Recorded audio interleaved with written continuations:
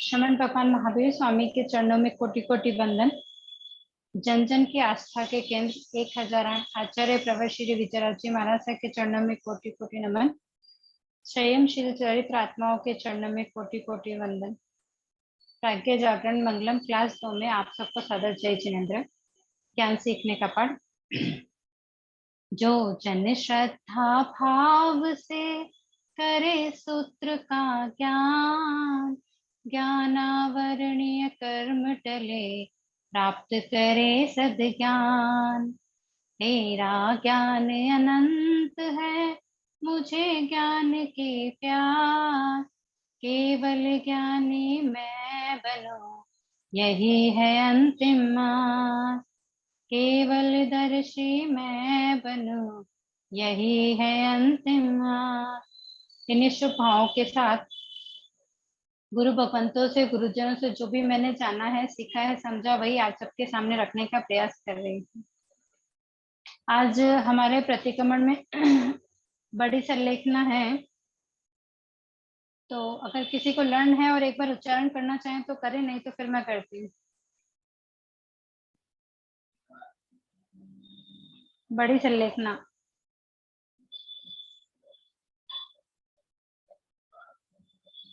अह भन्ते अपच्छिम माणन्त्य सलेहना झूसना आराणः पोषशाला पूंछकर उच्चार पाषाण भूमिका पड़िले के गमणागम पड़िकम के दरबादिक संथारा संथारे संथार के दरबादिक संथारा दुरु है। दुरु के पूरब या उत्तर दिशा सम्मुख पलायन कादि आसन से बैठ करके करियल संपरिकय्यम सिर सावत्तम मत्ते अंजलि कट्टु एवं बयासी नमोथुणम अरिहंताणम भगवंताणम जाव संपत्ताणम, ऐसे अनंत सिद्ध भगवान को नमस्कार करके नमोथुणम अरिहंताणम भगवंताणम जाव संपावित कमाणम जयवंते वर्तमान काले महाविद्य क्षेत्र में विचरते हुए तीर्थंकर भगवान को नमस्कार करके अपने धर्माचार्य जी महाराज को नमस्कार करता हूँ। साधु प्रमुख चारों तीर्थों को क्षमा कर, सर्व जीव राशि को क्षमा कर, पहले जो व्रत आद्रे हैं उनमें जो अतिचार दोष लगे हैं, पड़िकम के वे सर्व आलोच के पड़िकम के निंद के निशल्य होकर के सवम पाणवायम पचकामी, सवम मूसावायम पचकामी, सवम अधीनादानम पचकामी, सवम मिहुणम पचकामी, सवम परिग्रहम पचकामी, सवम पोहम माणम जाव मिच्छा दंसन सल्लम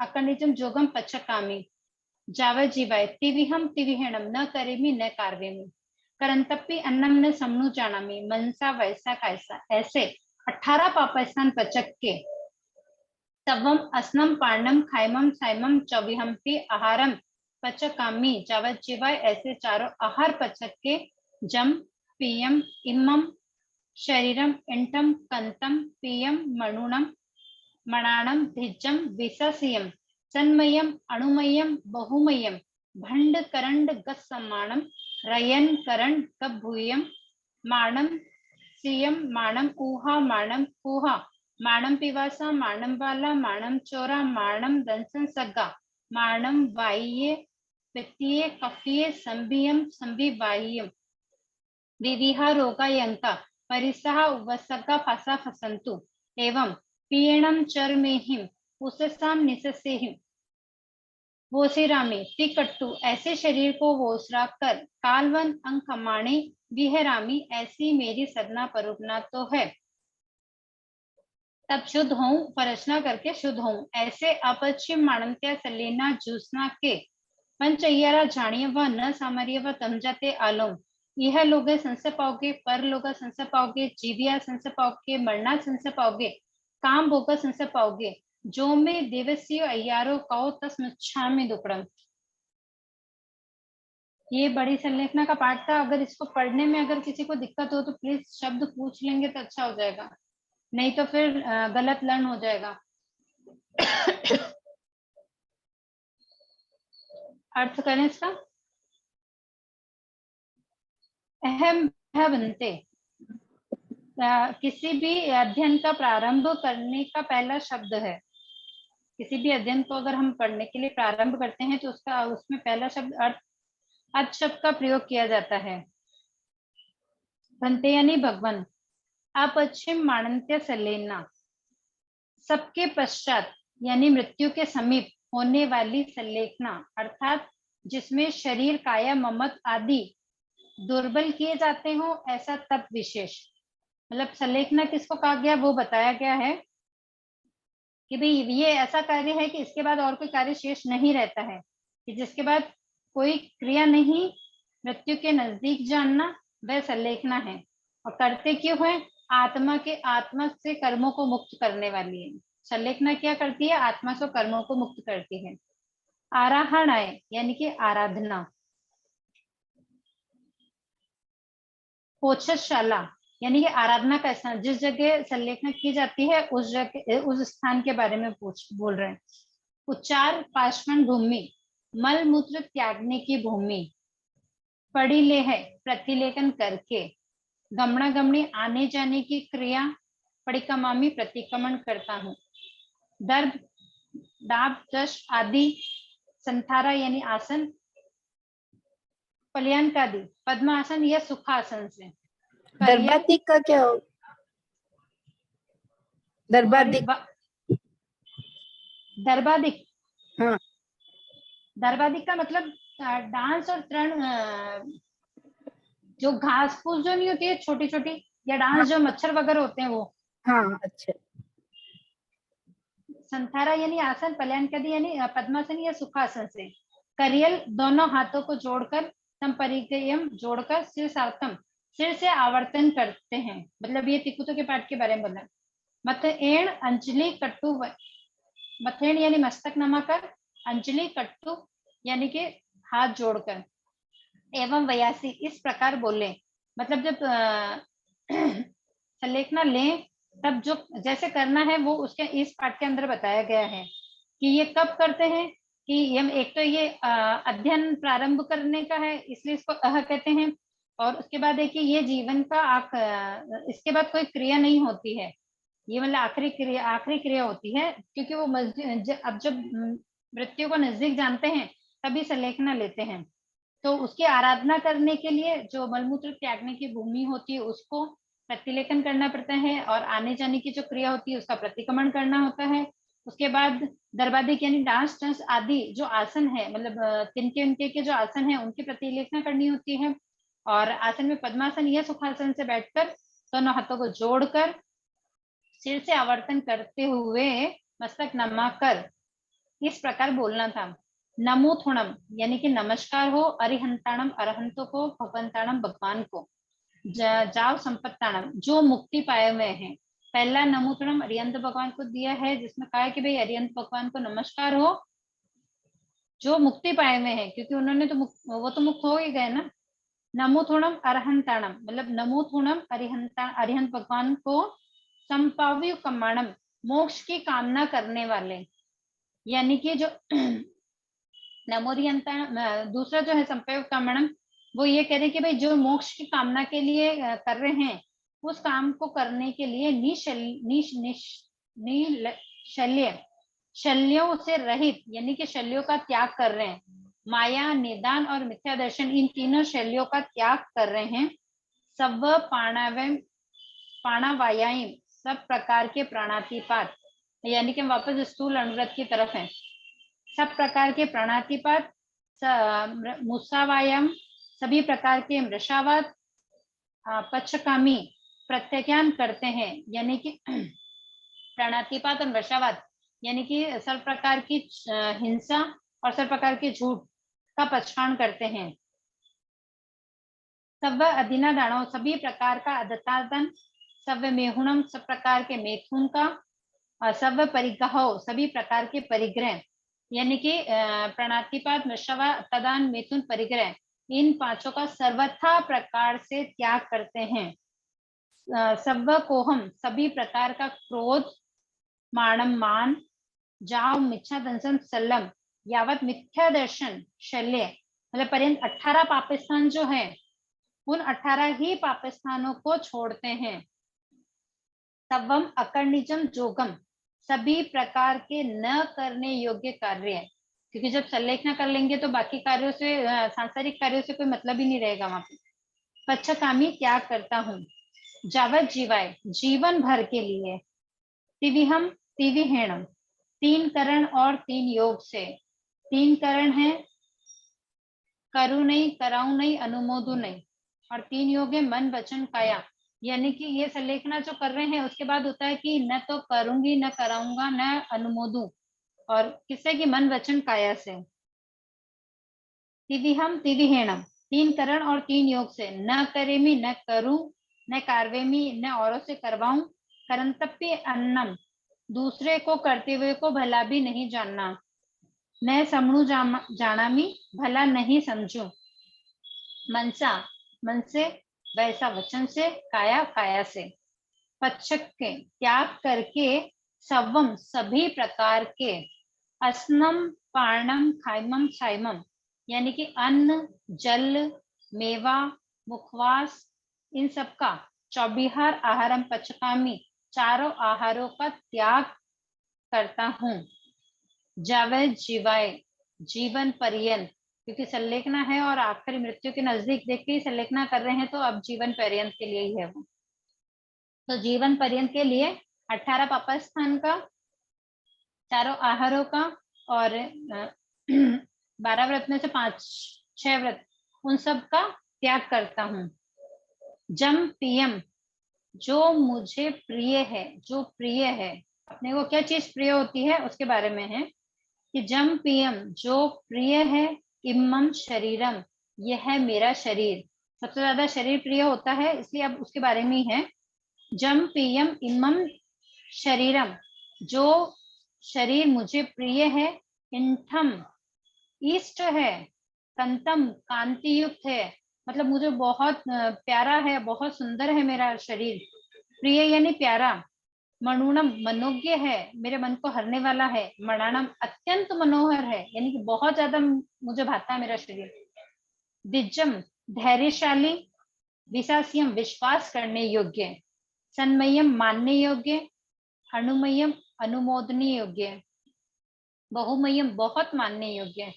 भंड करंड गत सम्मानम उनको जो शरीर तो पहले बहुत ज्यादा प्रिय है, फिर बहुत प्रिय है, कांत है लेकिन बहुत ज्यादा कांत है अपने आप के लिए, मतलब कि मुझे मनोज्ञ भी है, मनोहर भी है, और धैर्यशाली भी है, तो मेरा ही शरीर मुझे विश्वास करने योग्य ऐसा था। ये संलेखना लेने से पहले ऐसे ही सोचते ना कि भाई हमारा शरीर ही हमारे साथ रहेगा, बाकी कुछ नहीं रहेगा। तो जो मानने योग्य था, अनुमोदनीय योग्य था, बहुत मानने योग्य था, उनकी विशेषताओं के किसके साथ विशेषता की गई है। भंड करण गसमण आभूषणों की डब्बी के समान। जिस तरह हम आभूषण जिस डब्बी में आभूषण रखते हैं उसको संभाल के रखते हैं, वैसे इस शरीर को भी अपन संभाल के रखते हैं। तो इसकी पहली उपमा की भाई भंड करण सम्मानम आभूषण की डब्बी के समान। रयन करण सम्मानम रत्नों के डब्बे के समान। आभूषण रखते हैं, रत्न रखते हैं, उन डब्बों के समान अपन ने अपने शरीर को संभाल के रखा।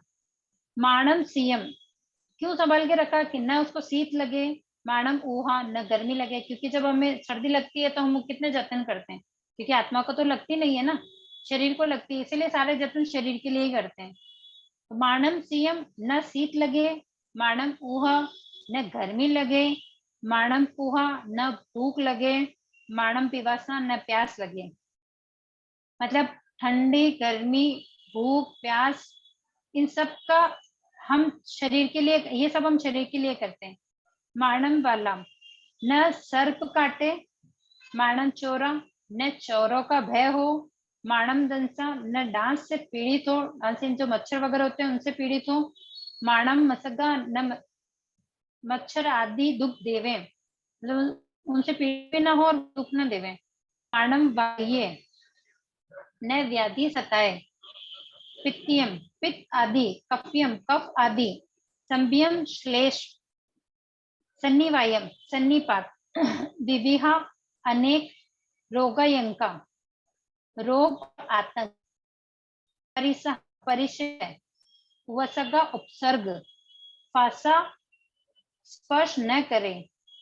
मतलब ये जितनी भी चीजें हैं कि भाई ना सर्दी लगे, ना गर्मी लगे, ना भूख लगे, ना प्यास लगे, न चोरों का भय हो, न उसको सर्प काटे, न मच्छर काटे, न बाकी दूसरे डांस वांस से कुछ डसे, न सन्निपात हो, कोई किसी प्रकार का कोई रोग ना हो, कोई परिसर ना आवे, कोई उपसर्ग ना आवे, ऐसे कोई उपसर्ग स्पर्श न करे, परंतु संबंध ना हो। पीएणम, मैं अपने ऐसे प्रिय शरीर को जब हिम अंतिम उस से ही निश्चय से ही स्वाचो स्वाच के साथ गोचरा के यानी कि त्याग करता हूँ। ये शरीर जम पीएम से लेकर पीएणम तक अपने शरीर की विशेषताएं बताई गई है, कैसे संभालते, क्यों संभालते, किन किन चीजों से हम उसके कर रहे हैं, वो सब चीजें हैं। तो अंत में जब संलेखना ले रहे हैं तो यही कह रहे हैं कि हम इन सब चीजों का जो हमारा प्रिय था, ये शरीर जो प्रिय था, इसको जिस जिस तरह से हमने संभाला है, उन सब का मैं त्याग करता हूँ।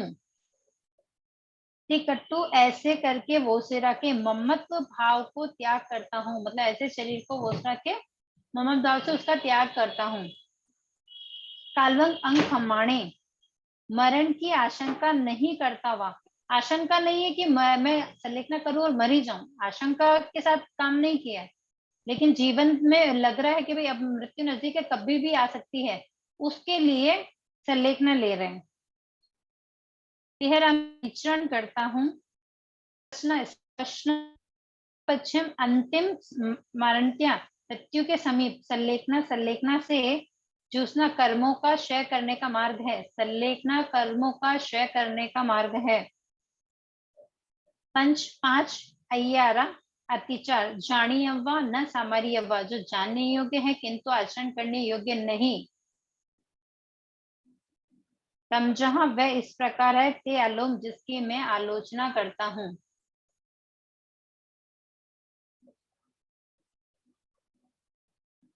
यह लोग संस पाओगे, इस लोक में सुख की कामना करना, परलोक संशय पाओगे, परलोक में सुख की कामना करना। जीविया संशय पाओगे, जीवित रहने की आशंका करना, आशंका यानी इच्छा करना। मरना संशय पाओगे, मरने की इच्छा करना। काम भोगा संशय पाओगे, काम भोग की अभिलाषा से। तस्मिच्छामि दुक्कडम, इन अतिचारों से मैं पीछे हटता हूँ, उसका पाप मेरे लिए निष्फल हो। ये 5 अतिचार दिए गए हैं जो हमें जानने चाहिए, लेकिन उनको आचरण में नहीं लाने चाहिए। आचरण में तब जब संलेखना ली है तो इन 5 चीजों को अपने से दूर ही रखना चाहिए, क्योंकि ये अतिचार है, अगर ये लगेंगे तो हमें भी उसमें दोष लगेगा। क्या था, यह लोग संस पाओगे, इस लोक में सुख की कामना। इस लोक में सुख की कामना कैसे होगी कि अभी मैंने संतारा ले लिया, अब संतारा कि मेरे इतने लोग मुझे देखने आ रहे हैं, रोज ऐसा कर रहे हैं वैसा कर रहे हैं कि भाई ये संतारा थोड़ा और लंबा चले मेरा, तो लोग आएंगे, मेरी प्रसिद्धि हो जाएगी। तो वो है कि इस लोक की कामना नहीं करें। परलोक कि ना, मैं जितने अच्छा संतारा पलेगा उतने ही मैं अच्छा परलोक में जाऊंगा, मुझे तो परलोक मिलेगा अगर संतारा करूँ तो परलोक की इच्छा ना करना। जीविया संशय पाओगे, जीवित रहने की इच्छा, मतलब कि मैं अभी और लंबा जीऊं, संतारा और चलेगा तो बहुत लोग आएंगे, मेरी बहुत प्रसिद्धि हो जाएगी, तो ऐसे जीने की इच्छा कि नहीं मुझे थोड़ा समय और मिल जाए।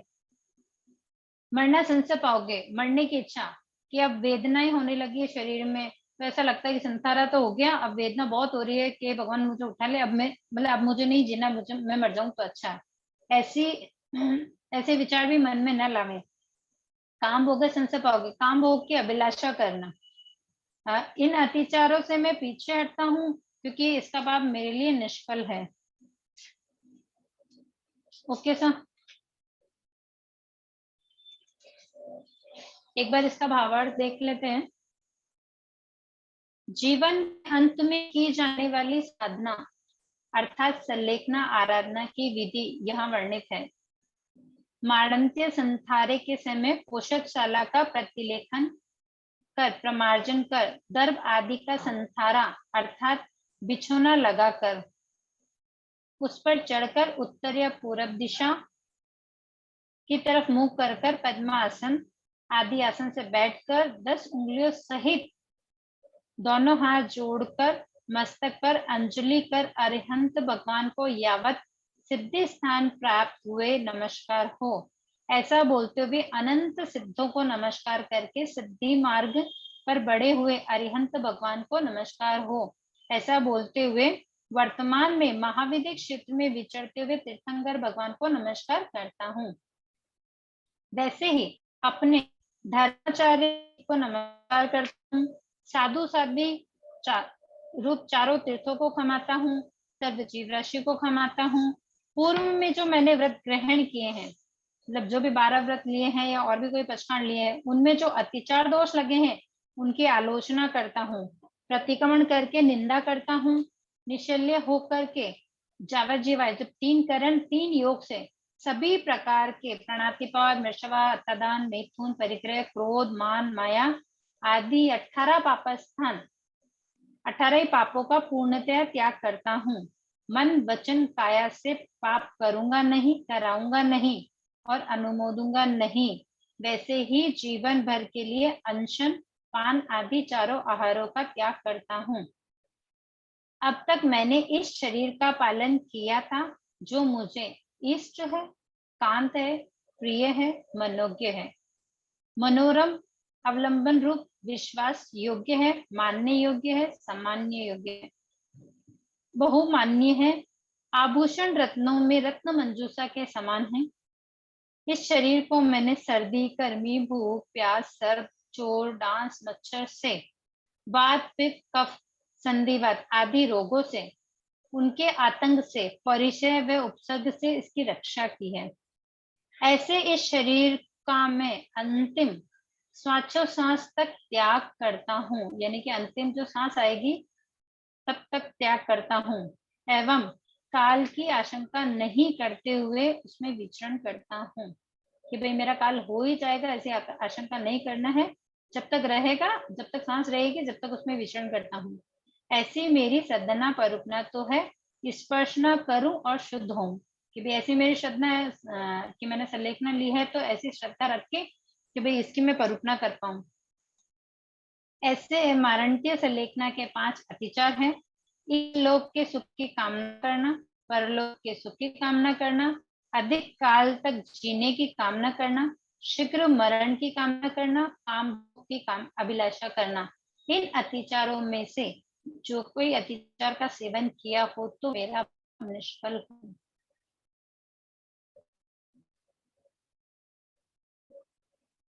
ओके सर,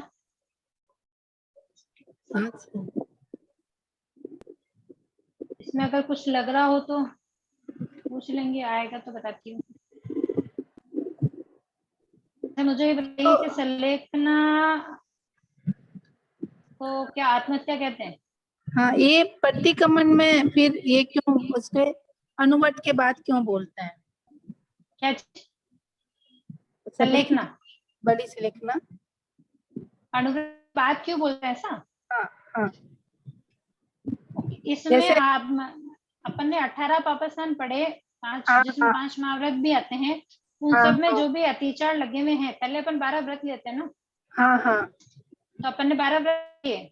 संलेखना जीवन के मतलब मृत्यु के समीप का दृश्य है ये, कि भाई जब हाँ अपने को मृत्यु दिख रही है तब संलेखना लेते हैं। तो उससे पहले कि भाई हमने 12 व्रत लिए हैं, उन सब के उसमें जो अतिचार दोष लगे हैं उन सबको भी तो मतलब उन सबको मिच्छामी दुक्कड़म करना ही पड़ता है ना। अपन हाँ प्रतिक्रमण करते हैं तो क्या करते हैं, रोज हाँ रोज के प्रतिक्रमण में अपन रोज की जो क्रियाएं होती है हाँ उसके अंदर जो अपने को दोष लगते हैं अपन उसका मिच्छामी दुक्कड़म करते हैं।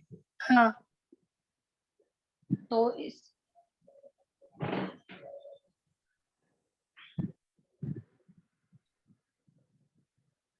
संलेखना को आखिरी में इसलिए लिया गया क्योंकि इसमें 12 व्रत और सब इंक्लूड है, क्योंकि जब अपन 12 व्रत ग्रहण करेंगे तो अपन श्रावक श्राविकाएं बनेंगे, और श्रावक श्राविका बनेंगे तभी संलेखना की तरफ जाएंगे ना। जब हमें जानकारी नहीं होगी, हम लेंगे ही नहीं, तो हम संलेखना कैसे लेंगे?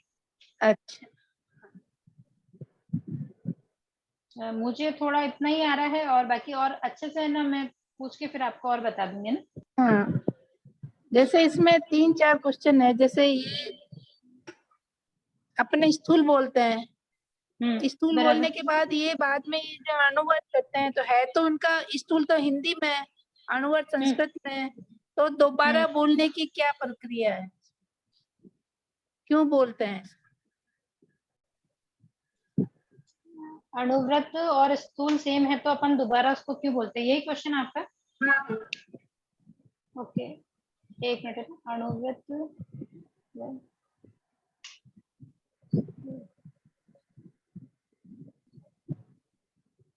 मैं आपको ये क्वेश्चन है ना प्रॉपरली पूछ के और फिर प्रॉपर आंसर बताऊंगी आपको। हाँ ठीक है, मैं फिर 2-3 क्वेश्चन और है, पे नोट करके आपको पूछूंगी। तो आप मुझे ना मैसेज मतलब या तो ग्रुप में डाल देना, हाँ हाँ ताकि उसका प्रॉपर आंसर फिर है ना अपन मतलब डिस्कस कर लेंगे, चाहे यहाँ क्लास में कर लेंगे, नहीं तो फिर ग्रुप में आंसर दे देंगे आपको। हाँ ठीक है, ठीक है सर? ठीक है सर। ओके, आपको लर्न है ना ये बड़ी से लिखना? हाँ लर्न है। ओके, तो फिर आगे ले लें। हाँ तस्य धम्मस्य केवली प्रणतस्य अबुटी ओमि आहाराणाय विहेरोमि विराणाय तिविहेणम पडिकंतो वंदामि जिण चवि संति। केवली तस्य धम्मस्य, तस्य यानी उस, धम्मस्य यानी धर्म, केवली प्रणतस्य केवली परुपृत, मतलब केवली परुपृत जो धर्म है अपन उसकी बात कर रहे हैं कि केवली परुपृत उस धर्म की आराधना आराधना के लिए अबूटी ओमी उद्यत होता हूँ, यानी कि उद्यत होता हूँ यानी उसको करने के लिए तैयार होता हूँ। विराहणाय विराधना से वीर ओमी निवृत्त होता हूँ, मतलब सॉरी, केवली परुपित जो धर्म है, उस धर्म जो केवली परुपित है उसकी आराधना करने के लिए मैं तैयार होता हूँ, उसकी विराधना से निवृत्त होता हूँ, मन वचन और काया से प्रतिक्रमण करता हूँ और 24 तीर्थंकरों को वंदना करता हूँ। इसका भावार्थ देखें एक बार। उस केवली भाषित धर्म की आराधना में मैं स्थित होता हूँ, विराधना से निर्वृत्त होता हूँ और 3 योग से प्रतिक्रमण करते हुए 24 तीर्थंकरों को वंदना करता हूँ। Okay sir?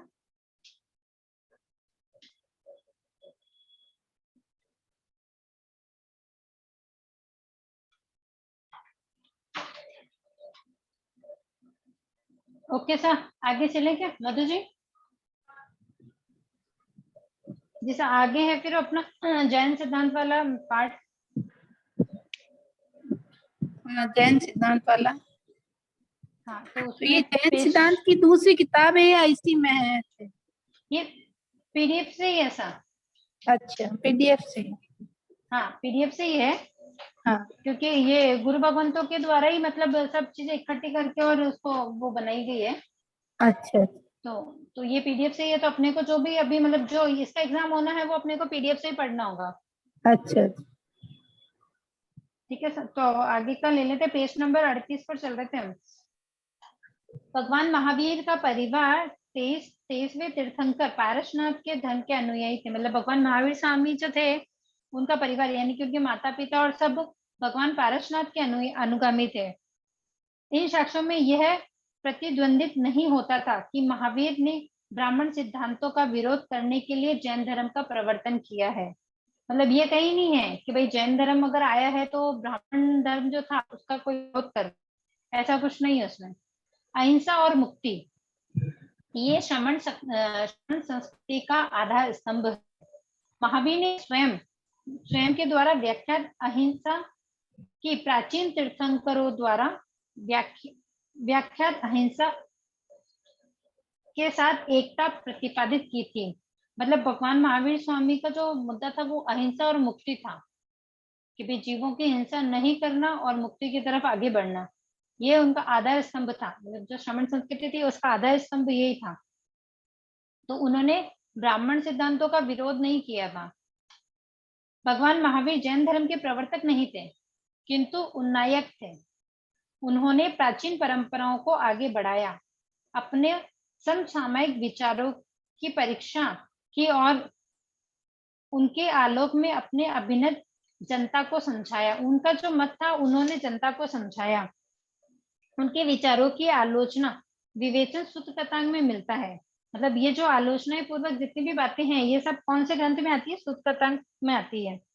वहां पंच महाभूतवाद, एक एकात्मकवाद, तजीवत, छजरीवाद, अकारवाद, अकारक, सृष्टात्मकवाद, नियतिवाद, सृष्टिवाद, कालवाद, स्वभाववाद, यथार्थवाद, प्रकृतिवाद आदि अनेक विचारों की चर्चा और उन पर भगवान का दृष्टिकोण प्राप्त है। ये सब सूत्र कथांग में मिलता है। इसका ज्यादा अपने पढ़ना होगा तो सूत्र कथांग में पढ़ सकते हैं इसको। कोई धर्म पुराना होने से अच्छा होता है और नया होने से अच्छा नहीं होता है, यह मान्यता में मुझे सत्य की ध्वनि सुनाई नहीं देती। फिर भी इस सत्य पर आवरण नहीं डाला जा सकता। श्रमण परंपरा प्रात वैदिक है और भारतीय जीवन में आदि काल से परिव्याप्त भी है।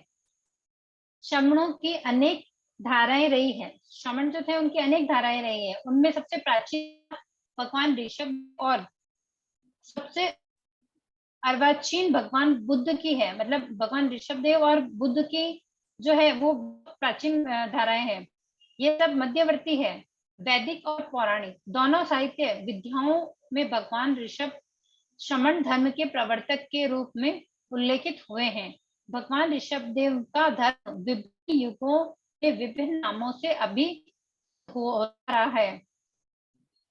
आदि में उनका नाम श्रमण धर्म था, फिर अरहंत धर्म हुआ।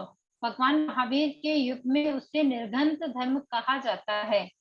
मतलब भगवान ऋषभ देव के समय जो धर्म के नाम मतलब सबसे अलग अलग नाम से जाने जाते थे, ये जैन भी हुए। उससे पहले था श्रमण धर्म, फिर अरहंत हुआ, उसके बाद में निर्घंत धर्म कहा जाता है। अब बौद्ध साहित्य में भगवान का उल्लेख निखंड नाथ कुत्ते के नाम से हुआ।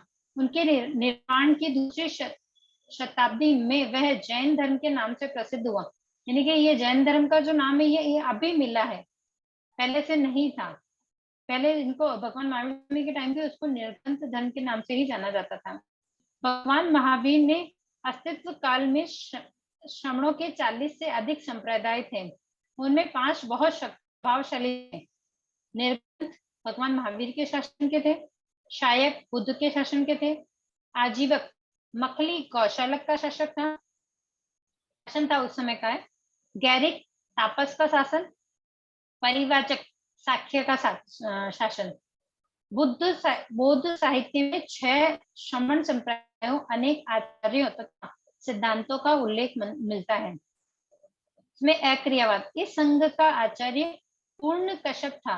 उसका कहना था कि किसी ने कुछ किया या करवाया, काटा या कटवाया, तकलीफ दी या दिलवाई, शोक किया या करवाया, कष्ट सहा या दिया, डरा या दूसरे को डराया, प्राणी की हत्या की, चोरी की, डकैती की, घर लूटा, बटमारी की, परस्त्री गमन किया, सत्य वचन कहा, फिर भी उसको पाप नहीं लगता।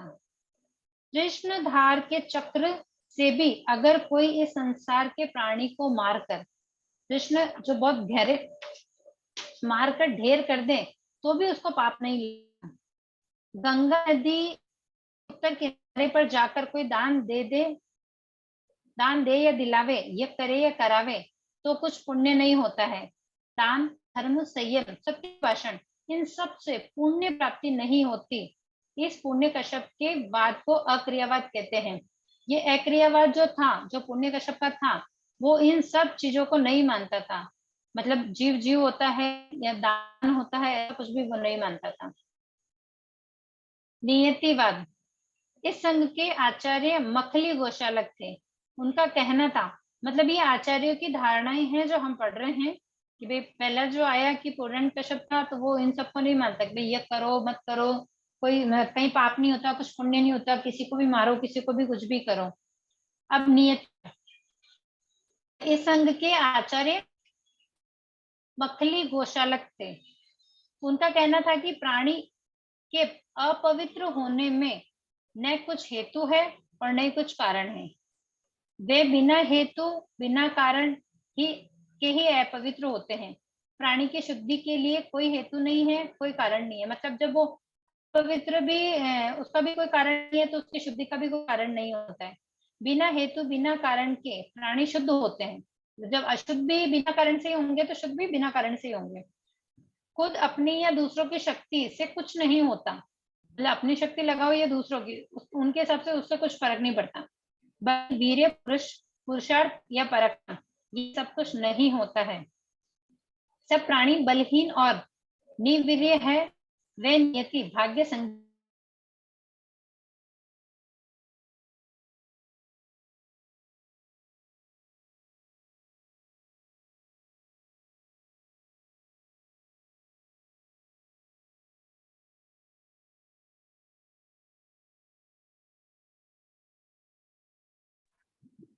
आवाज बंद हो गई।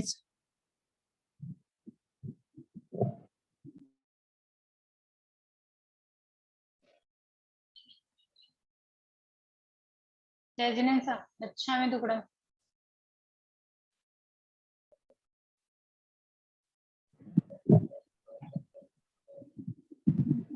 अच्छा में टुकड़ा, हम नियतिवाद को पढ़ रहे थे कि आचार्य मक्खी गौशालक जो थे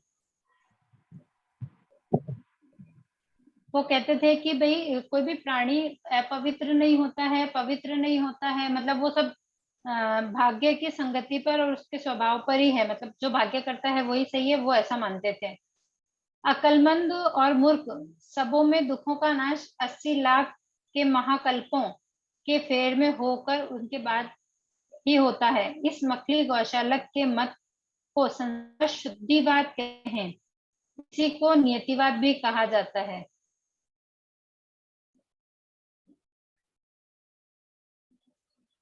तीसरा है उच्छेदवाद। इस संघ के प्रमुख अजित थे, कंबली था। उसका कहना था कि दान, यज्ञ तथा होम ये सब कुछ नहीं होता है, भले बुरे कर्मों का फल नहीं मिलता है। मतलब उनका कहना है कि भाई कैसे भी कर्म कर लो उनका फल नहीं मिलता है, न इहलोक है न परलोक है, ये भाव भी नहीं है और परभाव भी नहीं है, मतलब जो हम करेंगे वो इस भाव में भी नहीं है परभाव में भी नहीं। चार भूतों से मिलकर मनुष्य बना है, जब वह मरता है तो उसमें पृथ्वी धातु पृथ्वी में, और आपा धातु पानी में, तेजो धातु तेज में, और वायु धातु वायु में मिल जाता है। इसका मतलब है कि कहते हैं कि चार धातु मिलकर मनुष्य बनता है, पृथ्वी, अग्नि, वायु, पानी, इनसे मिलकर ही बनता है, और वह जब मरता है तो उसी के अंदर मर जाता है। तो मतलब इस लोक और परलोक का कोई मतलब नहीं है उनके हिसाब से। और इंद्रियां सब आकाश में मिल जाती है। मरे हुए मनुष्य को आदमी अर्थी पर सुलाकर उसका गुणगान करते हुए ले जाते हैं, वहां उसकी अस्थि सफेद हो जाती है, आहुति जल जाती है। दान का पागलपन मूर्खों ने उत्पन्न किया है। जो आस्तिवाद कहते हैं वे झूठ भाषण करते हैं, व्यर्थ ही बड़बड़ करते हैं। अक्लमंद और मूर्ख दोनों का ही मृत्यु के बाद उच्छेद हो जाता है, मृत्यु के बाद कुछ भी अवशेष नहीं रहता। अजित केश कंबली के इस मत को उच्छेदवाद कहते हैं। मतलब वो ये कहते हैं कि जो इंसान चार मतलब चार धातुओं से मिलकर मनुष्य बनता है, वो चार धातु जब वो मरता है तो वो सब जिससे बना है उसके अंदर चली जाती है, इंद्रिय आकाश में विलित जाती है।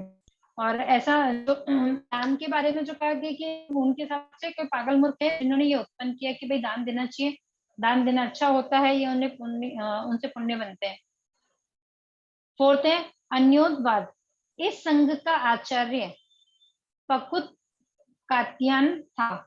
उसका कहना था कि सातों पदार्थ न किसी के किए न किसी के करवाए, वे विघ्न, कुटस्थ और खंबे के समान अचल है, वे हिलते नहीं हैं, बदलते नहीं हैं और आपस में कष्टदायक नहीं होते हैं, एक दूसरे के सुख दुख देने में असमर्थ हैं।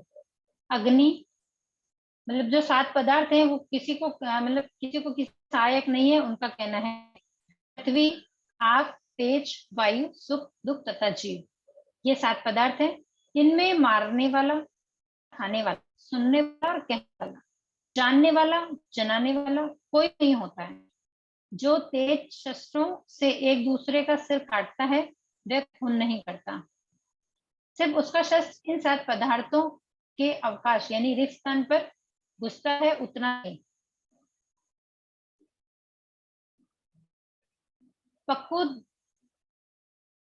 पक्को धक्यान यान के इस मत को अन्योन्यवाद कहते हैं। पांचवा चातुर्यम संवरवाद। इस संघ के आचार्य निर्गंथ नाथपुत यानी कि तीर्थंकर भगवान महावीर थे। मतलब अगर पूछा जाए कि चातुर्याम संवरवाद किसका था, तो भगवान महावीर स्वामी का था। नहीं, चातुर्याम तो पार्श्वनाथ भगवान का, 5 याम है महावीर भगवान का। हाँ, लेकिन ना ये अभी जो अपन जो जिनके वर्णन पढ़ रहे हैं ना, हाँ उनमें हाँ, यहाँ भगवान महावीर स्वामी का वर्णन ही है। अच्छा इसलिए उन्होंने चातुर्याम संवारवाद इस संघ के आचार्य हाँ, निर्गंथ नायपुत यानी तीर्थंकर महावीर थे, इसलिए उन्होंने यह महावीर का नाम दिया। अच्छा अच्छा, ठीक। क्योंकि अपन पढ़ते हैं कि धर्म का जो प्रवर्तक है वो हाँ भगवान आदिनाथ भगवान है, क्योंकि धर्म तो वहीं से शुरू हुआ ना, हाँ हम जहां तक जानते हैं वहां तक। लेकिन आज अगर इस समय में अगर कहेंगे वर्तमान में धर्म के प्रवर्तक कौन है, तो भगवान तीर्थंकर महावीर, क्योंकि शासनकाल उनका चल रहा है इसलिए। हाँ, ओके। ओके। निषेधवाद। इस के आचार्य संजय वैठली पुत्र था। वह कहते हैं परलोक है या नहीं ये मैं नहीं समझता। परलोक है या नहीं, परलोक नहीं है या है भी नहीं। अच्छे या बुरे कर्मों का फल मिलता है, यह भी मैं नहीं मानता। मतलब परलोक है या नहीं है वो तो वो मानते ही नहीं है, लेकिन कर्मों का फल मिलता है ये भी वो नहीं मानते हैं। मिलता है वो भी वो नहीं मानते। वह रहता भी है नहीं रहता है, यथागत मृत्यु के बाद रहता है या नहीं रहता है, ये मैं नहीं समझता। मतलब अच्छे बुरे कर्म वैसे भी रहते हैं या नहीं रहते हैं वो नहीं मान रहे, और वो मृत्यु के बाद भी होंगे या नहीं होंगे वो भी वो नहीं मानते। वह रहता है, वह नहीं भी रहता है, नहीं रहता है, यह भी मैं नहीं मानता। इस बात को विक्षेपवाद कहते हैं। मतलब आचार्य संजय वैठली पुत्र ने परलोक को मानते ही नहीं है, बुरे कर्मों के फल होते हैं नहीं होते हैं, फल मिलता है नहीं मिलता, ये सब चीजें वो नहीं मानते हैं, तो वो विक्षेपवाद है। महावीर का धर्म और तंत्र। महावीर वैशाली गणतंत्र वातावरण में पले फुसे थे। वैशाली गणराज्य के प्रमुख महाराजा चटक भगवान के मामा चटक थे। भगवान के पिता सिद्धार्थ उस गणराज्य के एक सदस्य थे। भगवान के प्रारंभिक संस्कार अहिंसा की व्याख्या प्रतिफलित मिलते हैं। मतलब भगवान का जो पहला जो प्रारंभिक जो संस्कार मिला उनको वही मिला कि भाई हिंसा नहीं करना। तो उसमें भगवान का जो पहला सिद्धांत था वो थी समानता। आत्मिक समानता की अनुभूति के बिना अहिंसा विफल होती है। गणराज्य की विफलता का मूल हेतु विषमता है। मतलब अगर अपन हिंसा करेंगे तो हिंसा अहिंसा में कब होगी, जब आत्मिक समानता होगी तब। भगवान का पहला सिद्धांत था समानता, लेकिन जो गणराज्य थे जहाँ उनको संस्कार मिले थे उनके आत्मिक समानता में अनुभूति के बिना अहिंसा विफल होती है, तो इसीलिए गणराज्य की विफलता का मूल हेतु विषमता बना था। महावीर का दूसरा सिद्धांत था आत्मनिर्णय का अधिकार। हमारे भाग्य का निर्णय किसी दूसरी सत्ता के हाथ में हो, वह हमारी सार्वभौम सत्ता के प्रतिकूल है, यह उन्होंने बताया। उन्होंने कहा दुख और सुख दोनों तुम्हारी ही सृष्टि है। तुम ही अपने मित्र हो और तुम ही अपने शत्रु हो, क्योंकि हम जो करते हैं सुख दुख हमारे कर्मों का ही फल होता है। ये निर्णय तुम्हें ही करना है, तुम क्या होना चाहते हो। जनतंत्र के लिए यह बहुत ही महत्वपूर्ण सिद्धांत है। ये पूरा जनतंत्र यानी जनता के लिए ये सिद्धांत जनता को भी पालना पड़ा। यहाँ व्यक्ति को आत्मनिर्णय का अधिकार नहीं होता है, वहां उसका कर्तव्य कुटित हो जाता है। मतलब जब उनको खुद को आत्मनिर्णय का अगर अधिकार है ही नहीं तो वो क्या कर लेंगे फिर। दूसरा का जब अपना ही नहीं कर, अपने अधिकारों का हम अपने लिए अधिकार नहीं कर ले सकते तो अपन दूसरों के लिए क्या लेंगे। नव निर्माण के लिए पुरुषार्थ और पुरुषार्थ के लिए आत्मनिर्णय का अधिकार आवश्यक है। मतलब अगर पुरुषार्थ करना है या कुछ नया करना है तो उसके लिए अपने को आत्मनिर्णय तो करना ही पड़ेगा, क्योंकि हम अपने लिए निर्णय करेंगे तभी किसी और के लिए कर पाएंगे। भगवान महावीर का तीसरा सिद्धांत आत्मानुशासन। उन्होंने कहा, दूसरों पर हुकूमत मत करो, हुकूमत करो अपने शरीर पर, अपनी वाणी पर, अपने मन पर। आत्मा पर शासन करो, संयम के द्वारा, तपस्या के द्वारा। यह अच्छा नहीं होगा कि कोई व्यक्ति बंद और बंधन के द्वारा तुम्हारे पर शासन करे। मतलब उनका जो कहना था कि तीसरा सिद्धांत आत्मानुशासन, अपनी आत्मा पर अनुशासन करेंगे तब भी हम कुछ कर पाएंगे, दूसरों से करने से हमारी आत्मा का कल्याण नहीं होने वाला। जनतंत्र की सफलता आत्मानुशासन पर निर्भर थी। बाहरी नियंत्रण जिसका अधिक होता, उतना ही जनतंत्र निस्तेज होता। उसकी तेजस्विता इस पर निर्भर करती कि वे देशवासी लोग अधिक से अधिक आत्मानुशासित रहे। मतलब उनका जो आत्मानुशासन था वो खुद पर ही, मतलब खुद की आत्मा के कल्याण के लिए था। महावीर का चौथा सिद्धांत सापेक्षा का अर्थ है सबको समान अवसर। सापेक्षता समानता है कि जो भी व्यक्ति है उन सबको समान अवसर मिलना चाहिए। बिलोना करते समय एक हाथ पीछे जाता है और दूसरा आगे, फिर मिच्छामी दुक्कडम, आगे आने वाला पीछे और पीछे जाने वाला आगे आता है। इस क्रम से नवनीत निकलता है और स्नेह मिलता है। चलते समय पैर आगे बढ़ता है और दूसरा पैर पीछे, फिर आगे वाला पीछे जाता है और पीछे वाला आगे। इस क्रम की गति को ये क्रम होता है तभी आदमी आगे बढ़ता है। दोनों पैर आगे चलाएंगे तो आगे जाएंगे, पहले एक आगे जाएगा पीछे वाला आगे आएगा, तभी जाके वो आगे बढ़ता है। ये सापेक्षता स्वाद्वैत का रहस्य है। इसी के द्वारा सत्य का ज्ञान और उनकी निरूपण होता है। यह सिद्धांत जनतंत्र की रीढ़ है।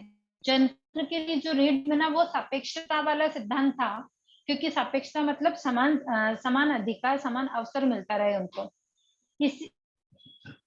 कुछ एक व्यक्ति सत्ता, अधिकार और मत चिपक कर बैठ जाए, दूसरों को अवसर न दे, तो असंतोष की ज्वाला भभक उठती है। क्योंकि जब एक को ही नंबर आएगा दूसरों को मिलेगा ही नहीं तो फिर गुस्सा आता है, वही सब क्रोध आक्रोश फैलता है।